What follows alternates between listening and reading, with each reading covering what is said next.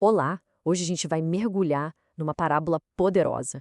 Uma daquelas histórias que meio que viram de cabeça para baixo o que a gente pensa sobre o verdadeiro significado de dar. E a nossa história começa bem aqui, sabe? No Templo de Jerusalém, o coração espiritual da cidade. É um cenário super grandioso que já prepara o terreno para uma lição, nossa, uma lição inesquecível sobre o que é generosidade de verdade. Então vamos tentar visualizar essa cena.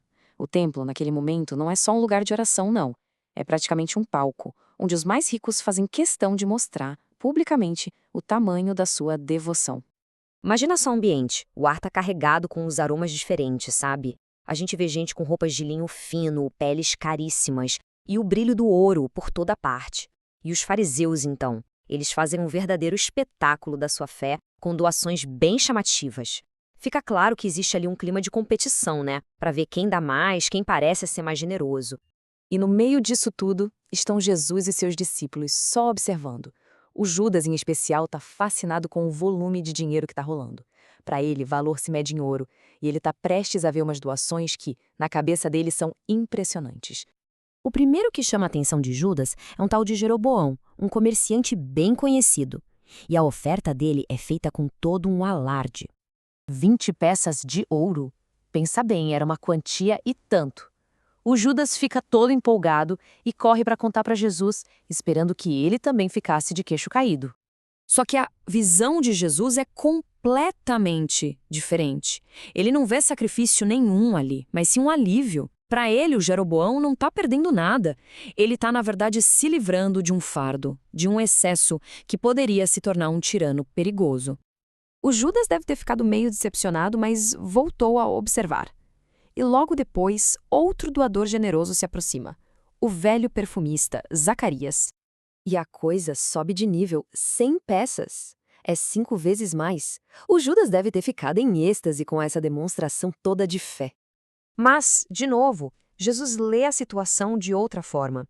O que parece ser um ato nobre é, na verdade, uma decisão bem estratégica. Zacarias, já sentindo o peso da idade, prefere dar o dinheiro ao templo a deixar para herdeiros que ele considera ingratos. É quase um ato de autopreservação e não de sacrifício. E a sequência de grandes doações não para. Agora é a vez de Efraim, um levita que veio de Cesareia. 200 moedas. A maior quantia até agora. Esse é o auge daquele tipo de doação que tanto impressionava o Judas. Jesus até reconhece que existe uma virtude em dar o que sobra, ainda mais quando se compara com a avareza de muitos. Mas a frase-chave é exatamente essa: o que sobra.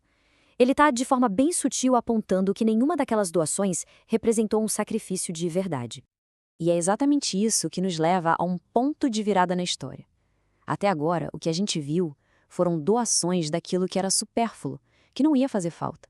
Mas estamos prestes a testemunhar um tipo de doação completamente diferente: a doação da própria substância.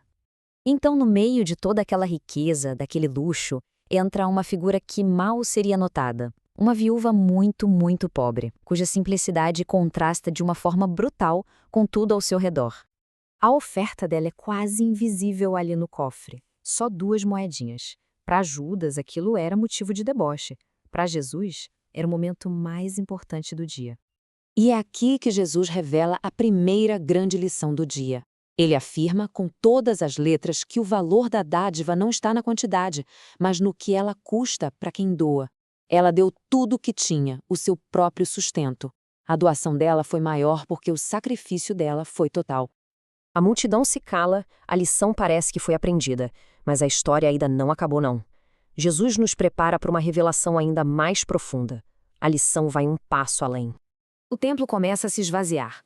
O barulho diminui, e no silêncio daquele salão enorme, quando todos os doadores já foram embora, uma última pessoa aparece.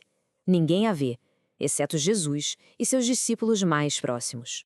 É uma escrava idosa, a encarregada da limpeza. Ela não deposita moeda alguma. A oferenda dela é o seu trabalho. Ela limpa a sujeira que os outros deixaram, recolhe as flores que foram pisoteadas e faz tudo com um sorriso silencioso.